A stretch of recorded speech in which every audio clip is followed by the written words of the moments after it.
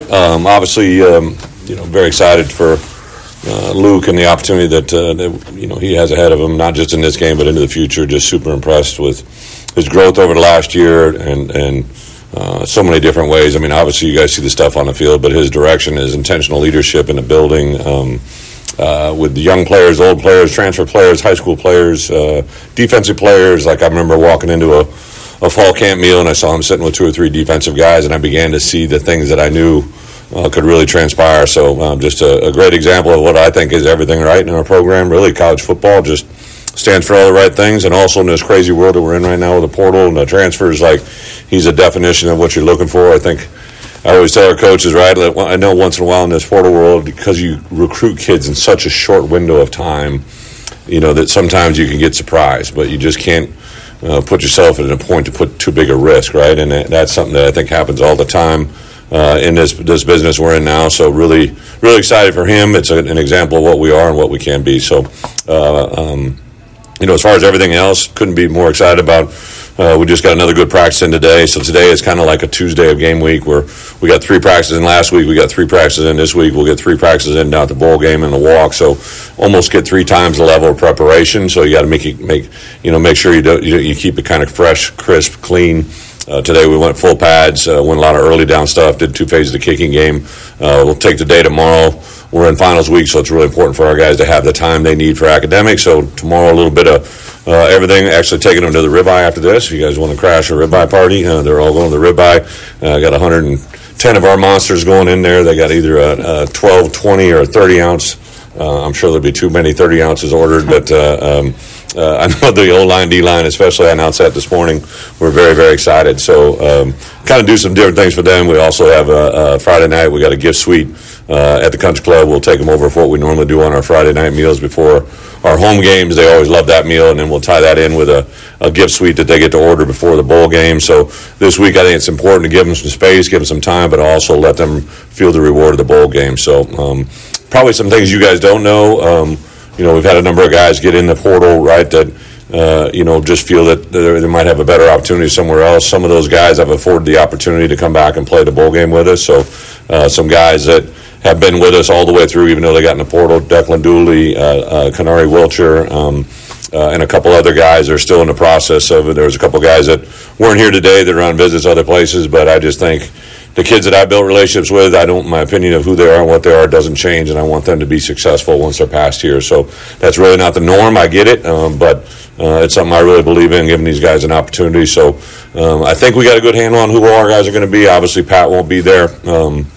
Is really the only opt-out that we have that I plan on only being the only guy besides some of the guys that have jumped in the portal. So everybody's out there going through their practice and had another really good practice and opportunity today, and been really impressed with their energy and their flow. We had a lot of visitors in today. We have some portal visitors. We had a high school player on campus, and they all just talk about the juice at our practice, the excitement, the energy. So I'm really excited about where they're at. So with that, open up for questions. It goes without asking, but what is the value for an organization to have a quarterback back for his 3rd year? He's accomplished as much as Luke has. Yeah, good question. I would say especially a player of his caliber, right? Just because you spend 3 years doesn't make it great, but like he gets it, he sees it, he understands it. Him and Barry, I think, have really got a really special relationship. So I think to have that catalyst, you throw Art in the mix. I mean, here's a guy that was one year removed before he got here. Have some really good players. I think Josh Groots, and let Josh be available, even though you guys left him standing over there all by himself while you're talking to him. So I was just looking at him. He started laughing. I think Josh gets it and understands it. Obviously, he's got a training mechanism of being around NFL, good quarterbacks that he sees on a daily. I thought it was really important. I want to do it at that. I thought Pat Pearson had a really good idea to do it around that basketball game, knew the environment that it was going to be to capitalize on that moment. I think you'll see some other guys mention that they're coming back, right? That will kind of sprinkle in here as we get closer to the holiday season. So, but yeah, Luke, I think because of who he is, that's what I get excited about, right? Obviously, that probably was a big part of Donovan's decision, right? Like I'd literally expressed to him on how much I love him and where I'd want him to be. I gave him the opportunity to stay here through it, but I also understand he's got to go find his next opportunity. But it's kind of the world we're living in, right? Even though you have depth, it's kind of like why it's been a little bit hard to sign D linemen here the last couple of years because we had so many good D lineman guys coming with Johnny and Keith were here that it was hard to get some of those guys in, and it really is a catch-all. So I think now in this world we're in, I'm a development believer. I believe in development, but it's almost like you got to kind of concentrate on 1 year to the next just because your roster is so fluid. Bret, how important is it to retain your best players? You've been able to do that a lot. Like, how important is that and for your program and building? I would say that it doesn't happen by chance, right? I literally build relationships with kids. Like I coach, I'm a head coach. I get it, but I mean, today I got I think 22 meetings with players today. I meet with our players twice a year, everybody on the roster, and I think as I learn about what goes on in other programs, there's guys like, Coach, I've never been in about head coach's office, right? So like I think we're very intentional in how we build this building. On the flip side of it, I think when kids opt out, like I told Pat, like, hey, I don't just like I did with those other guys, like when Spoon jumped out and the Brown brothers, like, let them have their moment. So I think Pat will join us in Florida for a day and get a chance to talk to our team. I think kids still gravitate. Everybody wants to talk about how the 18 to 22-year-old kid is different. I think they're the exact same. You just have to find a different way to connect with them, right? And I think they all still gravitate to truth and honesty and integrity.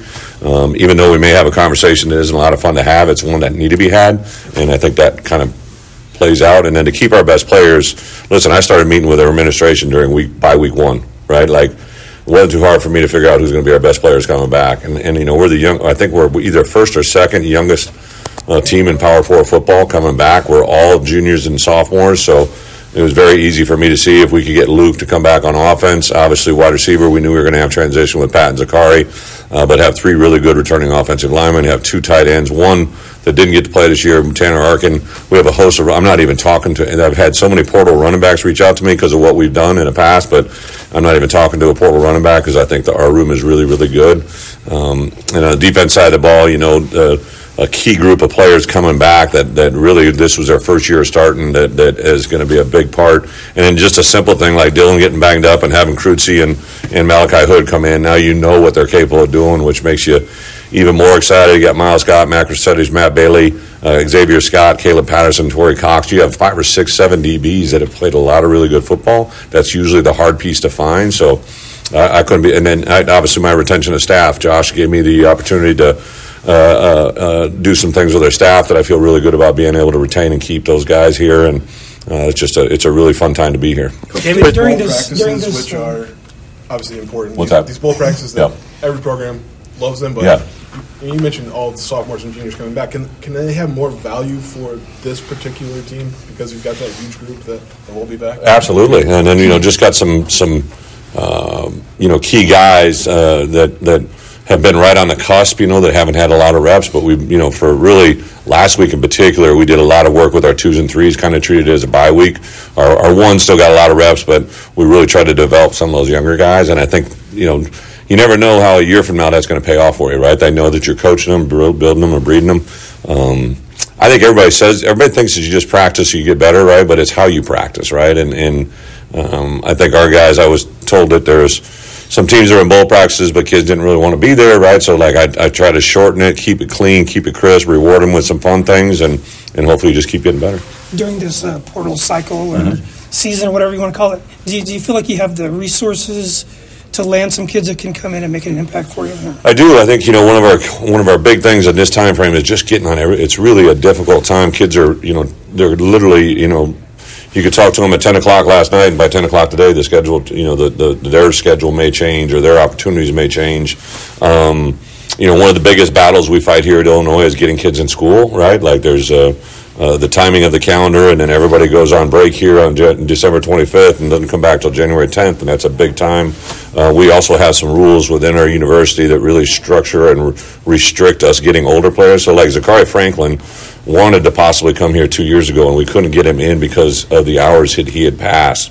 So we actually had to let him go to Ole Miss, which comes crazy, right? And he then graduated and came here as a grad player, right? So, Art Sikowski was the first kid that had ever done that here at the University of Illinois. When I signed him, we had to go through a litany of jungle gym jump through hoops to get him here, and then he had to do a lot academically. So that's the part that's very frustrating for me. It's one thing to have a kid that wants to come here and then because of some mental gymnastics that haven't been ironed out, that you can't get them here. That's very frustrating. But as far as the resource, I think we're getting to a playing field right now in college football that there's still going to be a 6-month window there where some people are having some monopoly money that's kind of crazy, but for the most part, I think it's getting closer and better. What's it been like for you guys so far in the portal hunt? Yeah, it's I've been doing this going in my 17th year, and it's by far been the craziest 2 weeks of my tenure. It's just insanity. I give Pat Hamilton, Jay Kaiser, Dre Brown just an incredible amount of kudos because I literally walked off practice field and just went upstairs and they got 12 guys for me to watch. Right, they got in the portal since last night. I was here a long time last night and watched about 18 guys. It's not just the talent. Now you want to try to find out what they are. You guys know where I'm going. There's some guys that listen on defense or on offense.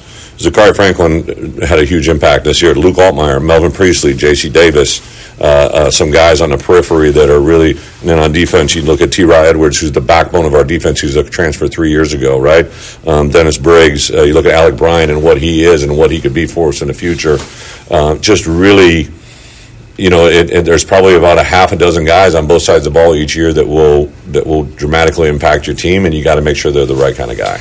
Barry said there's coaches that are getting pinged every time somebody's in the portal. Do you ever feel like you arrive at I have a grasp of who's out there, what's available, and what we need? In the portal? Yeah. No, absolutely not. I'm not on the portal ding list, but I know that. I'm sitting next to Pat and I'll hear him thing going off. I think it's like his alarm. It's going off, right? Him and Jay. I can't be in that role, but they filter it. They get it to me.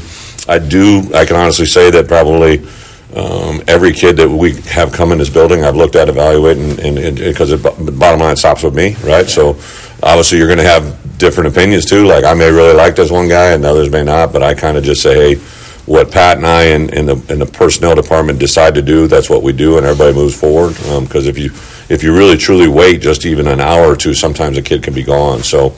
I know I've called a kid. I never usually try to call a kid past 9 or 10, but I've reached out at 11:30. I usually show them, hey, are you up? Right? Cause you just know. And then you got kids on visits at other places, right? You don't know where the hell they're at, right? So it is complete pen. And it's so funny. I probably talked to at least 3 coaches in our conference, and at least 3 coaches I know, 2 SEC and 1 ACC in the last 4 to 5 days, and every one of them first thing we say is, holy Jesus, right? Everybody's going through it. So I think it's just pure pandemonium across the country. And it's really, I get it. It's a beneficial thing. I just hope that we, in some regard, can put on some guardrails because some of these kids are making decisions that are going to affect them academically for a long time. And that's the part that scares me more than anything. I love building a team. I love getting us in a position.